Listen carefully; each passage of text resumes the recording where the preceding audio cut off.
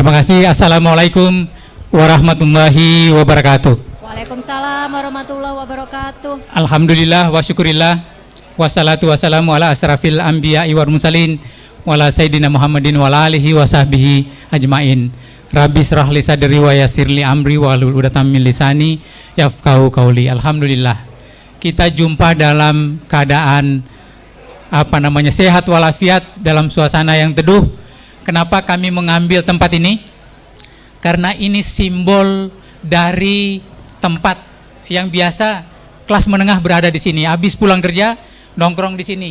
Jadi mereka rehat di sini untuk interaksi, untuk tukar pikiran, untuk membangun ide. Alhamdulillah, yang saya hormati dan sedang kita menunggu Bapak Anies Baswedan yang sudah sejak 1 minggu yang lalu kita mengundang beliau. Namun tentunya kita memahami dinamika kegiatan beliau yang padat. Kita lagi berusaha mengundang beliau, mudah-mudahan last minute bisa hadir. Karena itu tokoh yang kita tunggu-tunggu. Yang saya hormati, saya muliakan Bang Ucok sebagai Ketua Panitia, terima kasih. Pak Bang Aji dari SAP, Mas Cecep masih dari SNJ, tetap muda nih, orang Bandung ya, seangkatan. Pak Fajari dari STN dan Bang Satur, kita ketemu dan sering ngaji bareng di Masjid Tebet ya, ngaji diskusi. Alhamdulillah kita bisa kumpul di tempat ini. Acara ini adalah role model. Saya tidak setuju dengan bahwa kita tadi zong, enggak. Pergerakan ini telah menyatukan middle class, kelas menengah. Kelas menengah Indonesia sekarang, sesuai data yang ada 2019, sejumlah 52 juta orang tahun 2019. Siapa itu? Kita yang turun kemarin ke jalan, ke kampus, ke toko, ke mall, ke pasar untuk menggaungkan perubahan adalah kita. Kita dapatkan suara 40 juta suara. Bayangkan kalau tidak dicurangi. Bayangkan kalau kita bermain di lapangan sepak bola yang datar. Kemarin kan tidak. Kita bermain sepak bola yang disebut sepak bola gajah. Sepak bola gajah, Bapak Ibu sekalian kan ngerti ya? Wasitnya diatur, skornya diatur, gajahnya dikendalikan, semuanya diatur. Tetapi alhamdulillah timnas dengan figur Caimin, kita tetap istiqomah melakukan fair play, permainan yang jujur. Jujur itu adalah kemenangan, Pak. Kemenangan. Kita keluar menurut Pak Anies kemarin dengan ditutupnya tanggal 6, memang secara resmi timnas dinyatakan selesai dengan hasil di MK seperti itu. Lega rasanya, tetapi sakit rasanya. Seperti itu. Tetapi jangan kita buang-buang waktu. Jangan kita hanyut dengan galau. Cepat kita move on. Nanti kita ceritakan arahnya kemana. Saya kembali kepada kelas menengah yang 52 juta itu. Kalaulah kelas menengah ini tidak hedon, tidak boros, kemudian rajin puasa, kita akan mengendalikan negara ini sekarang. Maju mundurnya tergantung daripada kelas menengah. Kenapa? Karena kelas menengah adalah pembayar pajak terbesar dan yang akan datang. Jangan kecewa Bapak Ibu sekalian yang berpanas-panas, yang berkeringat ada di jalan. Namanya kelas menengah adalah kelas yang ditunggu-tunggu. Saya mau cerita sedikit tentang The Chilean Paradox. The Chilean Paradox adalah negara yang hampir bubar karena kelas menengah unjuk rasa seperti kita. Unjuk rasanya mereka adalah dengan cara spending dikurangi, tidak mau belanja. Jadi kalau mau kita runtuhkan rezim, kendalikan kelas menengahnya. Kendalikan Bang Aji, kendalikan yang 5 orang ini sekarang. Sekarang ini kami punya simpul yang dikendalikan oleh timnas 1189. 40 juta suara. Ini menggiurkan siapa saja. Mulai ada PPI kemarin. Padahal Pak Anies mengatakan jangan dulu cepat-cepat partai, jangan dulu cepat-cepat ormas. Artinya biarkan saja simpul. Kita ini biarkan cair karena kita adalah kelompok menengah. Pemikiran kita atau bersama-sama yang kita tawarkan ke Pak Anies, Pak, tolong dong disiapkan rumah pejuang perubahan. Di mana di situ kita berlindung, di mana di situ kita berinteraksi, bertukar ide dan produktif. Tidak bisa kita nafikan. Mudah-mudahan segera kita wujudkan. Mudah-mudahan hari ini, hari dimulainya kita melakukan konsolidasi kelompok menengah hari ini. Kenapa kita minta Pak Anies datang? Karena ini adalah simbol pergerakan Republik ini. Kita tidak mau ada di Cilian paradoks, nggak mau. Tetapi kalau terpaksa apa boleh buat? Masih ada 8 sampai 6 bulan ke depan. Caranya gampang, stop spending. Nggak usah belanja-belanja. Cukup kalau ada acara makan singkong, makan ubi. Kita hemat. Nanti pemerintah goyang. Karena sebagian besar spending untuk pemerintah dan pajak dari kelompok menengah. Kalau terjadi galau, terjadi apa-apa, terjadi kerusuhan, kelompok menengah memegang peranan penting. Jadi Bapak Ibu sekalian jangan dulu bubar. Percuma kita sudah terlanjur basah. Terminal kita sudah kelihatan di depan. Terminalnya sudah kelihatan. Nggak jauh lagi, tinggal menghitung waktu. Kita mau berhenti menjadi sia-sia atau terus? Sampai miliaran jutaan tahun kita akan berjalan. Di tangan kita. Yang perlu kita ajak dan memperbesar kelompok menengah ini adalah kelompok-kelompok milenial. Kemarin kami hanya menerima 2 kelompok milenial, komunitas milenial yang melakukan deklarasinya di Diponegoro. Kita kembali lagi, saya menurut bagaimana yang penting arah kita ke depan, arah kita ke depan. Hari ini menurut saya adalah hari yang simbolik bagi kita kelas menengah, middle class. Tadi saya mengatakan bahwa kalaulah kelompok menengah ini, middle class ini menahan spendingnya, banyak puasanya, produktif, konsumtif diganti produktif, kurangi hedonnya, maka pemerintah akan mulai bergoyang-goyang, khususnya daripada pendapatan. Ekonomi akan terpengaruh. Saya menceritakan tentang Cilian paradoks. Cilian paradoks itu tadinya pemerintah hanya memberikan bantuan kepada 15%, 10% daripada kelompok miskin. Apa yang terjadi?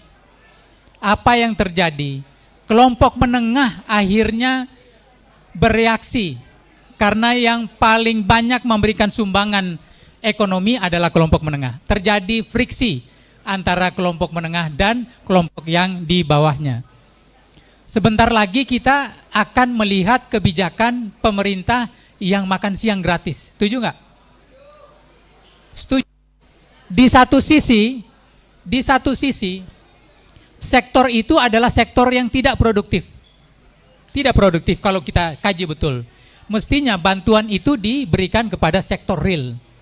Ini membuat kelompok menengah agak sedikit gerah.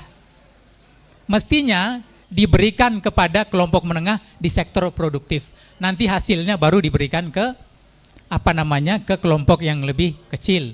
Tetapi sudahlah, ini kebijakan populis. Tapi kita khawatirkan ini menjadi friksi baru yang dibangun oleh pemerintah untuk terjadinya gejolak ekonomi dan berujung gejolak sosial dan gejolak politik. Nah, kenapa kita konsolidasi? Ini penting karena bangsa ini akan sangat tergantung daripada kelompok menengahnya. Mau maju, mau mundur, tergantung kita. Pertanyaan sekarang, yang 1189 simpul ini mau dikemanakan? Teman-teman ada yang menggagas namanya Partai Pejuang Indonesia, PPI, yang gambarnya awal SAP kalau nggak salah ya. SAP kan awal kan?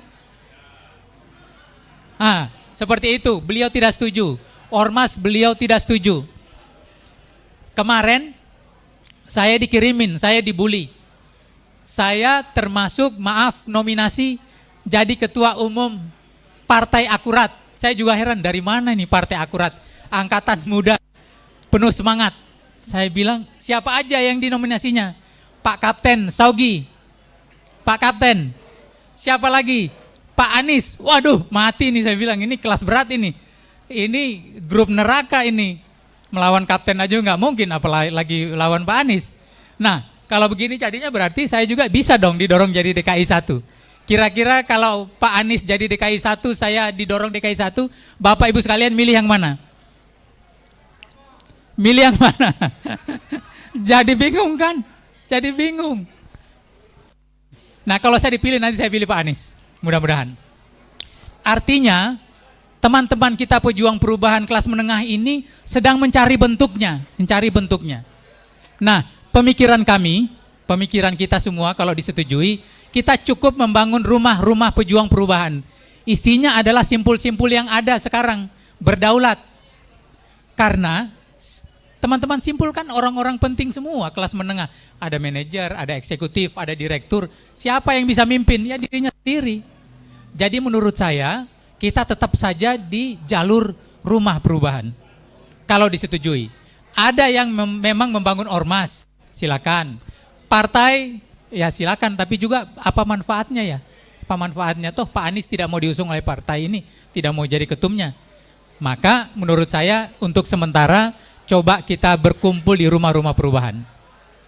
Nah, mudah-mudahan yang malam ini menjadi konsolidasi, besok sudah ada konsolidasi lagi. Jangan kita diam, jangan menjadi dingin gerakan ini. Kita harap akan ini menjadi terus sampai Indonesia ini bebas dan merdeka. Nah, Bapak Ibu sekalian, simpul ini berdaulat. Saya mau mengatakan begini, dari pengamatan saya bahwa ada pola pergerakan simpul yang dulu 98 dan sebelumnya pergerakan perjuangan itu bertumpu kepada gerakan piramidal segitiga, bertumpu kepada tokoh, bertumpu kepada elit, bertumpu pada penguasa. Sekarang berubah bandulnya menjadi gerakan sirkular, bertumpu kepada influencer, bertumpu kepada isu, bertumpu kepada medsos, bertumpu kepada tokoh yang kita tokohkan, termasuk tokoh virtual seperti Pak Anies. Pak Anies kan tokoh yang baru muncul, begitu melesat dan cepat. Kenapa?